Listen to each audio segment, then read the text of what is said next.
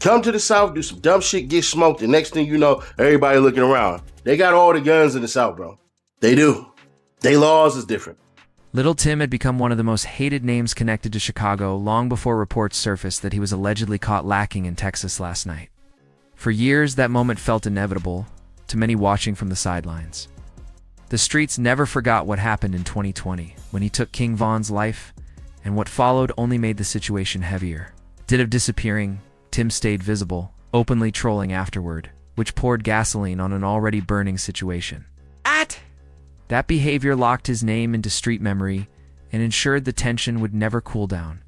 To understand why so many people felt this was a long time coming, you have to look at how this conflict really formed and how it slowly tightened over years. Lul Tim, also known as Lul Tim, whose real name is Timothy Leaks, is a street figure from Savannah, Georgia. Over time, he became the primary enemy in the eyes of many people connected to Chicago and to King Von's camp. That reputation did not come out of nowhere. His presence in the larger rap and street narrative was tied directly to who he moved with and the situations that followed. From the outside, it looked sudden, but the pressure had been building quietly for a long time. Tim was never supposed to be in the position he ended up in, but when you move alongside Quando Rondo, you inherit every issue that comes with him. That association alone carried weight, especially as tensions between different camps kept escalating. Savannah is not a forgiving place to grow up, and Tim learned early that hesitation could get you hurt or worse.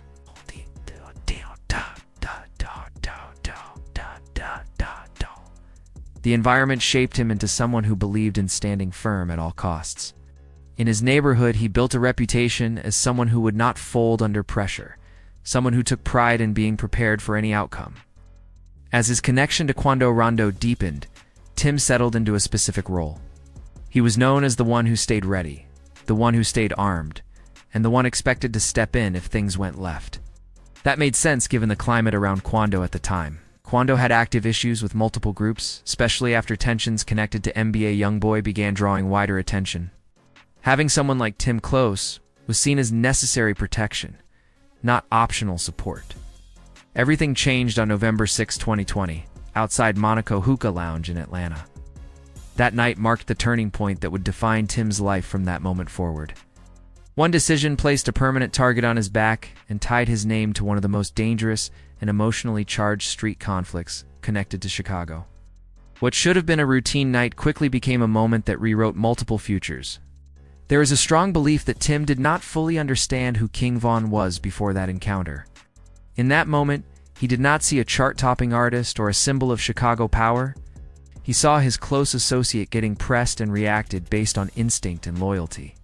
From his perspective, he did what he believed he was supposed to do, stepped in to protect his people, without fully realizing the scale of what that action would trigger. That single moment ignited a war far bigger than Tim likely imagined. By acting on instinct, he crossed into a conflict tied to one of Chicago's most feared and organized blocks. The aftermath was immediate and unforgiving. The situation was no longer just about Atlanta or personal loyalty. It became symbolic, emotional, and deeply rooted in street identity. The conflict between Lul Tim and O Block did not start and end that night. That encounter was only the spark. Yeah, Rick and Sean, according to GBI, rapper King Von and his group were at Opium nightclub before making their way here to Monaco Hookah Lounge, then to the parking lot where chaos ensued. The real fire had already been burning through the ongoing tension between King Von's camp and Quando Rondo's side. For months before Atlanta, disses had been exchanged, lines had been drawn, and every interaction carried weight. Each encounter made the situation tighter and more volatile. King Von was not viewed as just another rapper caught in industry drama. He was seen as a block royalty, someone who came up alongside Chief Keef and Lil Durk, carrying both street credibility and musical success. That combination made him powerful and respected in ways that extended far beyond the studio. When Von moved, people paid attention. When he spoke, it carried consequences. That status made everything surrounding his death heavier, more personal, and impossible to forget.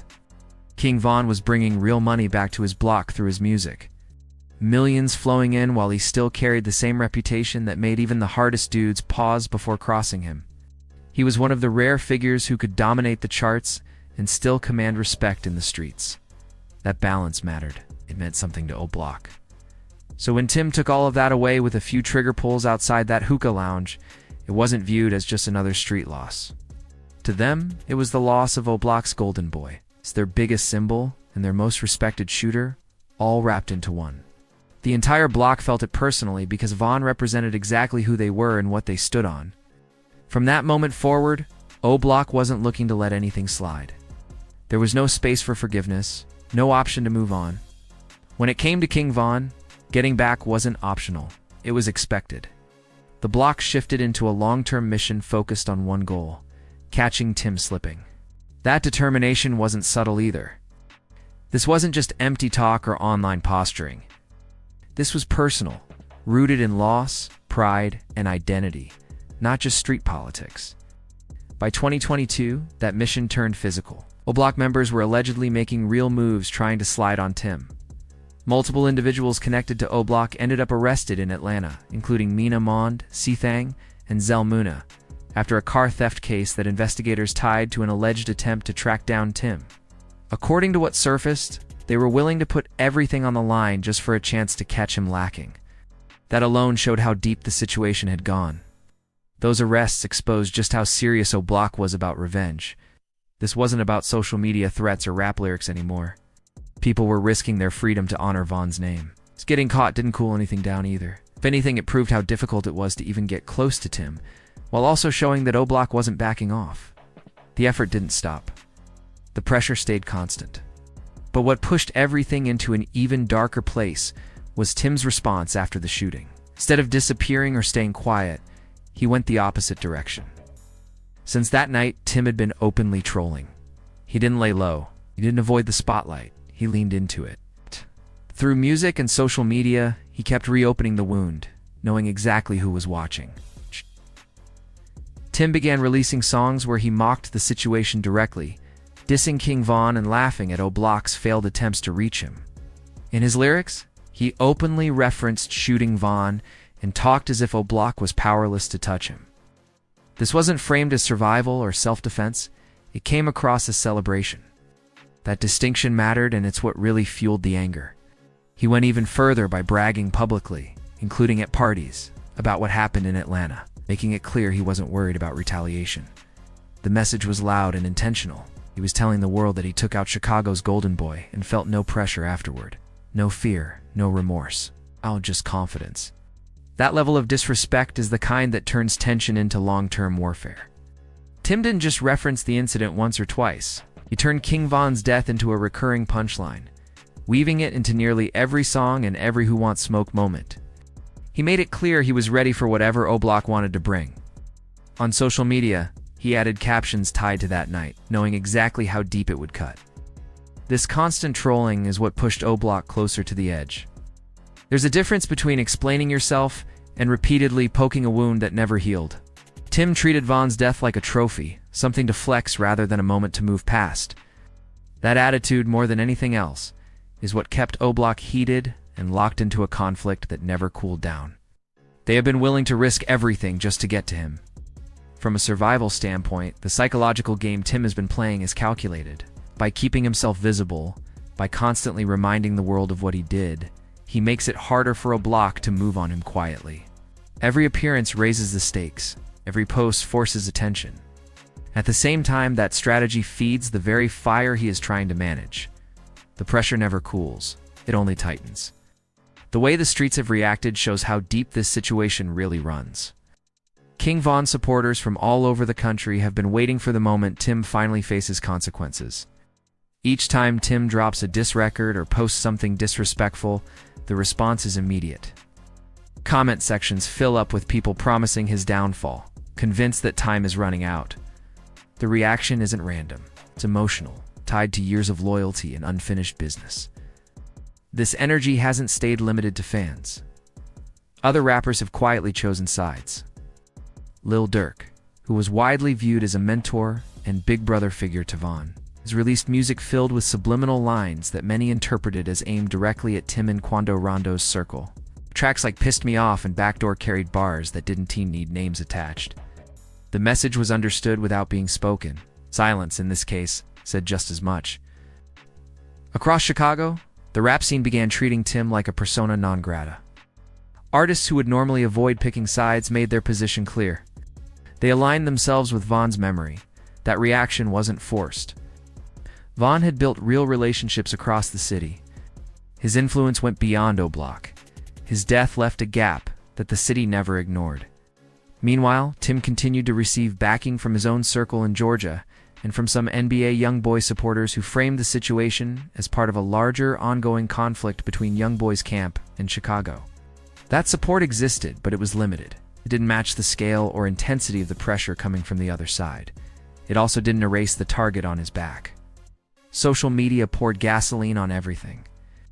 Every song, every caption, every cryptic comment became material for speculation. Fans dissected lyrics frame by frame, searching for clues, patterns, and signs of what might come next. The entire hip-hop world appeared locked into the story, watching it unfold in real time, waiting for a resolution that felt inevitable. Then last night, the streets exploded with news that O-Block had finally gotten their revenge. Reports began circulating that Tim had been caught lacking in Texas and shot multiple times, according to the rumor. People connected to O-Block had finally tracked him down and delivered the retaliation many believed was long overdue. The way the story broke added to its impact. It started with a single post from an account that appeared credible. Within minutes, the information spread uncontrollably. Retweets stacked up. Screenshots flew across platforms. Very few people paused to verify anything because the story fit the narrative everyone expected. Tim had been traveling. Texas seemed plausible. The pieces lined up easily. King Von supporters erupted. Celebration flooded timelines. Songs were reposted. People spoke as if justice had finally arrived, claiming Von had gotten his get-back from beyond the grave. The tone was final. Too many. This felt like the closing chapter to a long, painful story. As the rumor spread, the details grew darker and more dramatic. Some claimed it happened outside a club. Others said it was at a gas station. There were stories about Von's music playing during the shooting, framed as poetic justice. Each version added another layer, another image, another reason to believe it was real. By the end of the night, the streets were convinced. The dominant belief was that O-Block had completed their mission and that Tim was either dead or fighting for his life in a Texas hospital. No confirmation had surfaced, but belief didn't need proof. For many watching, it felt like the inevitable outcome had finally arrived. The reaction from King Von's supporters was immediate and intense. Social media filled with photos of Von paired with captions like "Long live King Von" and "Justice served," as if the story had already been confirmed. Some people went even further, posting laughing reactions, openly celebrating what they believed was Tim finally facing karma. The emotion was raw, but it also showed how dangerous social media can be when street narratives collide with unchecked information. In moments like this, belief moves faster than truth. The internet thrives on stories that feel satisfying, and this one checked every box. It sounded like the ending many people had been waiting for. But there was an obvious problem that got overlooked in the rush. No major outlets were reporting anything. No official confirmation surfaced. That absence should have raised questions, but the momentum was already out of control. Then, just as the narrative reached its peak, Tim appeared on Twitter and posted a single hat emoji. Anyone familiar with street culture online understood the message immediately. That emoji was a quiet dismissal. It signaled that the story was false and that Tim was still alive. With one symbol, he shut down hours of speculation. For many King Von supporters, that moment was deflating. What they thought was closure vanished instantly. The truth soon followed. The entire story traced back to a fake Twitter account created solely to troll and stir chaos. The account looked believable on the surface. The profile picture, the bio, the tone of the post, all made it appear legitimate. That's why it spread so quickly. People didn't stop to question it because they wanted it to be real. This situation exposed how fast false information can take over when emotions are already high. In street conflicts, that kind of misinformation isn't just embarrassing. It can be dangerous. Rumors like that have real-world consequences. If people connected to O-Block had believed Tim was already handled, it could have shifted their behavior. guard could have dropped. Or worse, if someone believed the story was true and wanted to confirm it themselves, they could have ended up chasing something that never existed. That's how situations spiral out of control. Tim's response wasn't just clarification, it was another move in a long-running psychological game. By waiting until the story had fully spread before shutting it down, he maximized its impact. The timing wasn't accidental. It reinforced the idea that even when people think he's finished, he's still there, still watching, still present. And for his enemies, that message cut deep. Once the truth came out, frustration replaced celebration. Many Vaughn supporters felt played. Some were angry at the fake account. Others were upset with themselves for believing it without proof. The emotional swing highlighted just how invested people remain in this conflict years later. The anger never faded. It simply waits for a trigger. What stands out most is the psychological side of this ongoing war. Tim has spent years forcing Oblak to think about him constantly. Through music, online posts, and public appearances, he keeps himself in their line of sight. Every reminder reinforces the same reality. He's alive, he's visible, and he hasn't stopped. That kind of pressure wears on people over time. At the same time, this strategy carries serious risk. Staying visible keeps him in the spotlight when discretion might be safer. Most people in situations like this try to disappear, change locations, and reduce attention. Tim chose the opposite approach, stayed public, leaned into the controversy, and accepted the heat that came with it. Whether that approach is confidence or recklessness depends on how this story ultimately ends. Tim has been turning himself into a bigger target with every move he makes. The fake news incident made one thing clear. People are desperate to see this conflict reach an ending. The speed at which thousands accepted and celebrated the rumor of Tim being shot showed just how emotionally vested the public has become. This isn't background noise anymore. For a lot of people, this situation feels personal, like something they've been living with for years, rather than just watching from a distance. That fake report likely reached Oblak too. Even if they knew better than to trust it, it served as a reminder that the streets are still watching them closely. The expectation hasn't faded. The pressure to answer for King Von hasn't gone away. It's no longer coming only from within their own block. It's coming from fans, supporters, and observers across the country who see Von as unfinished business. That kind of outside pressure only adds weight to an already heavy situation. The reality is this conflict between Tim and Oblak isn't fading with time. Tim has been moving cautiously, traveling between states, surrounding himself with security and staying alert. But the mindset on the other side hasn't changed since 2020. The desire for get back is still there, steady and unresolved. What makes it more dangerous now is how public everything has become. Street conflicts usually stay contained, spoken about quietly, handled away from cameras. This one hasn't followed that pattern. It's unfolded openly through music, posts, and constant online engagement. Every diss record, every caption, every subtle reference keeps the tension alive. The fake report about Tim being shot didn't come out of nowhere. It reflected how badly people want this story to reach its conclusion. King Von supporters continue waiting for justice. Oblak continues waiting for opportunity. And as time drags on, the stakes only increase. Tim may believe that avoiding Oblak for this long proves he's untouchable, but the streets don't operate on short memory. Oblak hasn't forgotten what happened to Von, and history shows they aren't the type to let something like that fade quietly. When something finally does happen, it won't be a rumor racing across Twitter. It will be real, and it will carry consequences. The willingness shown in 2022, when people connected to Oblak risked their freedom trying to get close to Tim, already proved this isn't talk. That level of commitment doesn't disappear, it waits. This entire situation stands as a clear example of how street conflict can spiral beyond control. What began as a confrontation outside a hookah lounge became a multi-year war playing out in front of the world. Tim may have survived the fake news wave, but the danger hasn't passed. The reaction alone showed how much tension still hangs in the air. King Von's death left a void that hasn't been filled. Oblak's pain remains unresolved, and Tim's constant trolling keeps reopening the wound. Whether Tim truly believes he's invincible or is simply maintaining a front, the pattern is familiar. Conflicts like this rarely fade out quietly. Oblak carries too much pride and too much loyalty to King Von to let this go indefinitely. Tim carries too much ego to disappear and move in silence. The streets have been watching this situation for years, and nothing about it suggests it's finished. Tim can post symbols and dismiss rumors, but none of that changes the reality. The target is still there.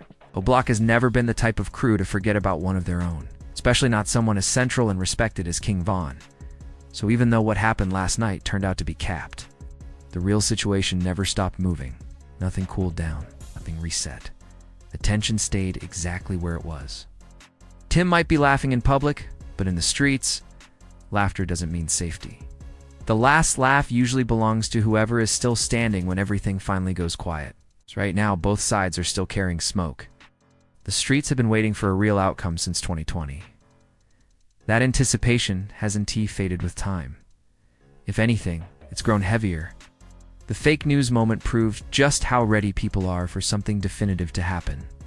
It showed that when the real moment arrives, there won't be any confusion about its impact. The entire hip-hop world will stop and pay attention. Every corner of the internet will light up. There won't be any room for speculation then. Until that day comes, Tim has no choice but to stay alert, moving state to state, staying protected, watching his surroundings. Because O'Block hasn't moved on, and they haven't forgotten. This conflict was never going to end with a rumor, a post, or a fake report spreading online. Social media might amplify the noise, but it doesn't resolve street wars. Closing this chapter is going to take something real. Everybody involved understands that. There's no clean exit, no easy ending, and no way to rewind what already happened. The situation remains active, unresolved, and dangerous. As long as that remains true, the story isn't over. It's just waiting for the moment that finally decides it.